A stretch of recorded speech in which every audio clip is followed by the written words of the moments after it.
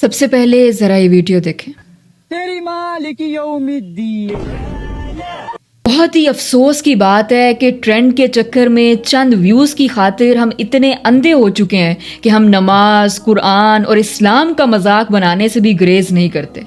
اللہ سبحانہ و تعالیٰ سورہ توبہ کی ورس 65 میں فرماتا ہے وَلَئِن سَأَلْتَهُمْ لَا يَقُولُنَّ إِنَّمَا كُنَّا نَخُوضُ وَنَلْعَبُ، کہ جب یہ جو اللہ کی آیات کا مذاق بناتے ہیں، اگر ان سے تم پوچھو کہ تم کیا باتیں کر رہے تھے تو یہ جٹ سے کہہ دیں گے کہ ہم تو ہنسی مذاق اور دل لگی کی باتیں کر رہے تھے۔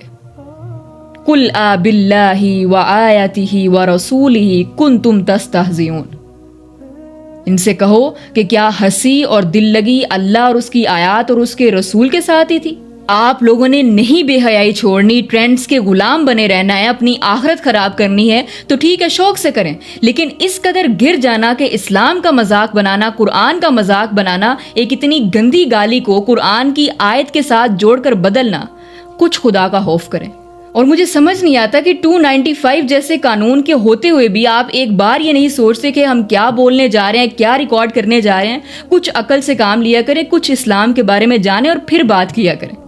باقی ہم تو حسن ظن ہی رکھتے ہیں کہ آپ نے کم عقلی میں، جاہلیت میں آ کر یہ سب کیا ہے، تو اللہ کے حضور توبہ کریں، اپنی آخرت کی فکر کریں اور اس ویڈیو کو ڈیلیٹ کریں۔